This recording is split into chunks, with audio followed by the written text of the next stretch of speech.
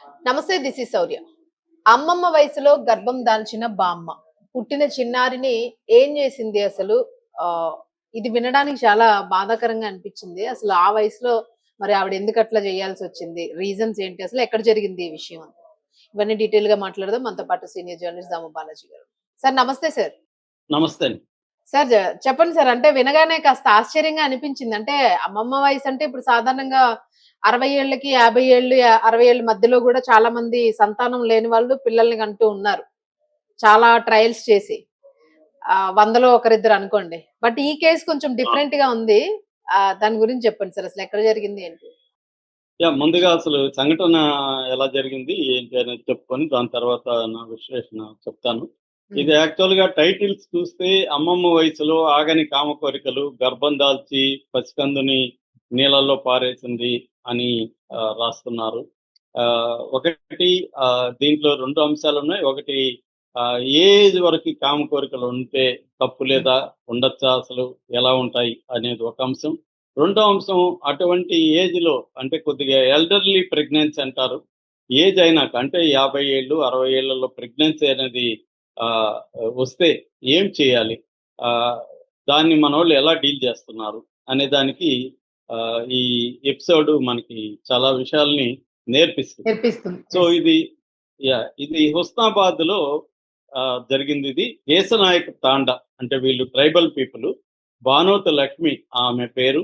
రాజు భర్త పేరు. ఈ బానోతు లక్ష్మికి మన మీడియా ఎలా ఉంటదంటే, సెన్సేషనలిజం మీద ఉండే ఇంట్రెస్టు డీటెయిల్స్ మీద ఉండదు. హ్మ్. సో, అలాగా ఆమెకెంత వయసో ఇప్పటి వరకు నేను చాలా పేపర్‌లు చూసాను. ఒక్కడు కూడా రాయడు. ఆమె హ్మ్. బామ్మని రాస్తారు గానీ, ఆమె మొఖం చూడలేదు మనం. ఆమెకు బామ్మని రాస్తారు. ఆమె వయసెంత అనేది తెలీదు. మొత్తానికి ఆమెకి ఒక 50 ఏళ్ళు దాటైతే ఉండే అవకాశం ఉంది. వీళ్ళ చెప్తున్న దాని ప్రకారం. ఎందుకంటే 40 ఏళ్ళలోని బామ్మ అనరు గదా! అవును. కాబట్టి 50 60 మధ్యలో ఆమె ఉండొచ్చు. హ్మ్. అలాగే వాళ్ళ హస్బెండ్. ఆమె కామ కోరికలు ఎక్కువైపోయి ఎవరితోనూ పడుకోలేదు. వాళ్ళ హస్బెండ్‌తోనే కామ కోరికలు తీర్చుకుంది. హ్మ్. సో, దీనివల్ల ఆమెకి ప్రెగ్నెన్సీ వచ్చింది. అంటే వాళ్ళకి నాలెడ్జ్ లేకపోవడం, అంటే కాంట్రాసెప్టివ్ మెథడ్స్ ఫాలో కావాల్సిన అవసరం గాని, లేకపోతే ఎలా ఫాలో కావాలి ఏంటి నాలెడ్జ్ లేకపోవడంతో వాళ్ళేం చేశారంటే ప్రెగ్నెన్సీ వచ్చిన తర్వాత ఇమ్మీడియేట్‌గా దాన్ని అబార్షన్ చేయించుకుందామని లోకల్‌గా ఉండే వంశీ అనే ఒక ఆర్ఎంపీ డాక్టర్‌ని కలిసారు. హ్మ్. ఆర్ఎంపీ డాక్టరు కొన్ని టాబ్లెట్లు ఇచ్చాడు ఆమెకు. ఇట్లా టాబ్లెట్‌లేసుకోండి ప్రెగ్నెన్సీ పోతుంది, అబార్షన్ అయిపోతుందని చెప్పాడు. వాళ్ళు మరి ఆయన చెప్పింది ఫాలో కాలేదా? లేకపోతే ఫాలో అయినా కూడా ఆ టాబ్లెట్లు పనిచేయలేదా తెలీదు. మొత్తానికి ఆమెకి ఆహ్, సజీవంగా బిడ్డ పుట్టేసాడు. సో, సజీవంగా పుట్టడంతో వాళ్ళకి ఇప్పుడు కంగారు మొదలైంది. అంటే సమాజం ఏమనుకుంటది ఈ వయసులో బిడ్డ పుడితే? అందరూ ఎగతాళి చేస్తారేమో! ఇప్పుడు ఈ వయసులో మనం బిడ్డని ఎలా పెంచాలి? మనం ఈ బిడ్డ పెద్దయ్యే లోపల మనం ఇంకా ఏజ్ అయిపోయి బతుకుతామో లేదో, హ్మ్. అప్పుడు బిడ్డ పరిస్థితి ఏంటి? ఇవన్నీ వాళ్ళు ఆలోచించుకొని బిడ్డని చంపేద్దామని డిసైడ్ అయ్యి వితిన్ 24 అవర్స్‌లో పుట్టగానే అంటే కొన్ని గంటల్లోనే వాళ్ళు పక్కనే వాళ్ళ కాలువ ఒకటి పారుతూ ఉంటది. పెద్ద కాలువ. ఆ కాలువలో విసిరేశారు. ఆ అయ్యయ్యో! కాలువలో బిడ్డ ము పడి మునిగి చనిపోయింది. సో, ఆహ్, దాని తర్వాత అక్కడ ఉన్న వాళ్ళెవరో చూసి పంచాయతీ కార్యదర్శికి ఈ విషయాన్ని తీసుకొచ్చారు. ఇలాగ ఒక బిడ్డ చిన్న బిడ్డ పుట్టిన బిడ్డని నీళ్ళల్లో ఎసేశారు హ్మ్. అని చెప్పారు. దాంతో పంచాయతీ కార్యదర్శి పోలీసులకి కంప్లెయింట్ ఇచ్చాడు.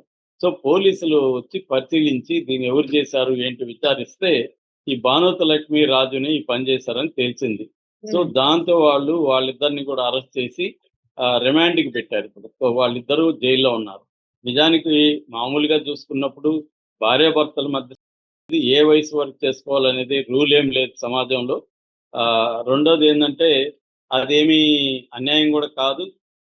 అది ఫిజికల్ హెల్త్ మీద తర్వాత హార్మోన్స్ లెవెల్స్ మీద ముఖ్యంగా మగవాళ్ళైతే టెస్టోస్టెరాన్ తర్వాత ఆడవాళ్ళైతే ఈస్ట్రోజన్, ఆండ్రోజన్ వీటి మీద డిపెండ్ అయి ఉంటది. అలాగే రిలేషన్‌షిప్ క్వాలిటీ వాళ్ళిద్దరి మధ్య ఉన్న రిలేషన్‌షిప్ క్వాలిటీ మీద డిపెండ్ అయి ఉంటది. ఎమోషనల్ ఇంటిమసీ మీద డిపెండ్ అయి ఉంటది. అట్లాగే సైకలాజికల్ ఫ్యాక్టర్స్ కూడా పనిచేస్తాయి.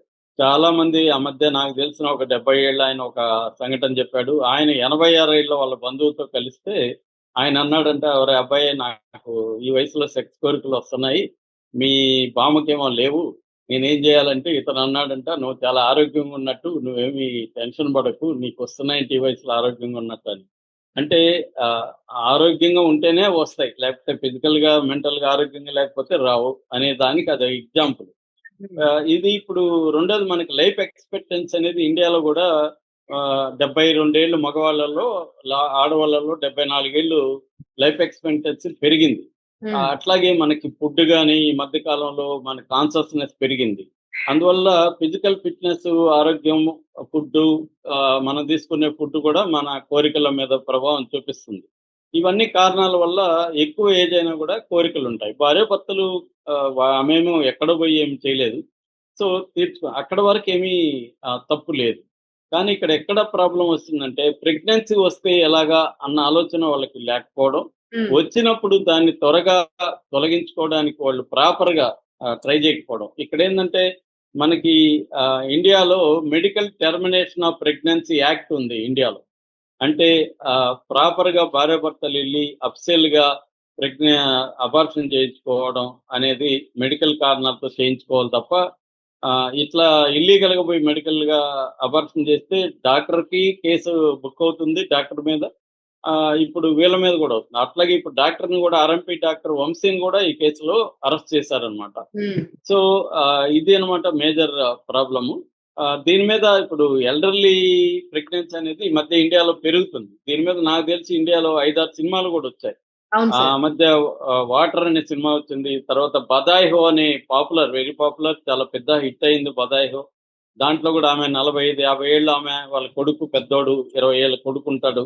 అప్పుడు ఆమె ప్రెగ్నెంట్ అవుతుంది. దాని మీద చాలా వండర్‌ఫుల్‌గా డీల్ చేశారు. తమిళ్‌లో గూడా 'వీట్ల విశేషం' అని రీమేక్ అయింది.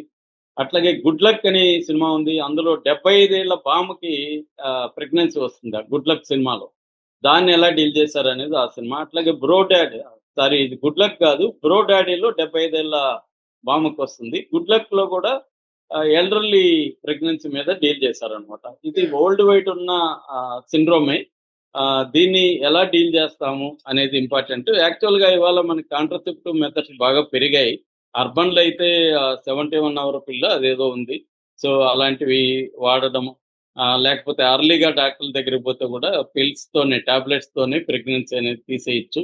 కానీ వీళ్ళు ఇక్కడ ఇంకొక యాస్పెక్ట్ కూడా, ఇప్పుడు మీడియా రోల్ కూడా, మీడియా టైటిల్ ఎలా పెట్టిందంటే అర్థం అవునవును. ఏంటి? అది ప్రెషర్ పడుతుంది గదా ఏజ్డ్ మీద. అంటే కామ ఎగ్జాక్ట్‌లీ కోరికలు సార్. ఉండవద్దా? బామ్మకు ఉండొద్దా? ఉంటే తప్పేంటి?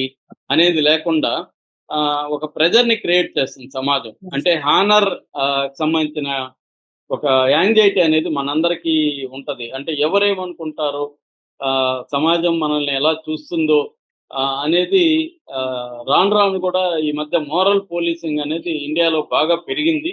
ఈ అవును. మోరల్ పోలీసింగ్ వల్ల ఏజ్ అయినాక మనకి కోరికలు ఉండొద్దని, ఉంటే తప్పని, అవమానం అని, షేమ్‌గా ఫీల్ అవ్వడం. మనం చివరికి భార్యాభర్తలు ఎక్స్‌ప్రెస్ చేసుకోవాలంటే కూడా ఒక సిగ్గుపడ్డము, అవమానకరంగా ఫీల్ అవ్వడము అనేది అవును. పెరిగిపోయింది. అంటే మన మీద అదేదో తెలమంటాడు, ఈ పందులు ఆహ్, తమను తాము నగ్నంగా చూసుకోవడానికి కూడా భయపడతారని ఒక దీంట్లో అంటాడు. అలాంటి ఒక షేమ్‌ని, ఒక గిల్ట్‌ని, ఒక అపరాధ భావనని సమాజం మనకు కలిగిస్తుంది. హ్మ్. సో, నిజానికి దీన్ని ఎడ్యుకేట్ చేయాలి. అంటే ఇక్కడ సెక్స్ తప్పు కాదు. అట్ ఎనీ ఏజ్ అది వాళ్ళ ఇష్టము. కోరికలు తప్పు కాదు. దాన్ని తీర్చుకునే లీగల్ పద్ధతిలో తీర్చుకోవడం కూడా తప్పు కాదు.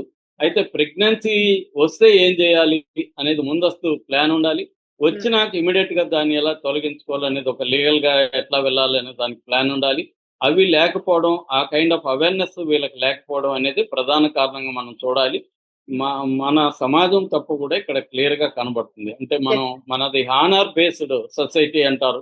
అంటే మనం హానర్ మీదనే ఈ సమాజాలు బతుకుతుంటాయి. పరువు మీదనే బతుకుతుంటాయి. ఈ పరువు వల్లనే అనేక మంది జీవితాలు అతలాకుతలం అయిపోతుంటాయి. అందుకని దీంట్లో ప్రధానంగా సమాజం యొక్క ఒత్తిడి వల్లనే వీళ్ళిద్దరూ పెంచుకోలేకపోయారు. Number 1 reason.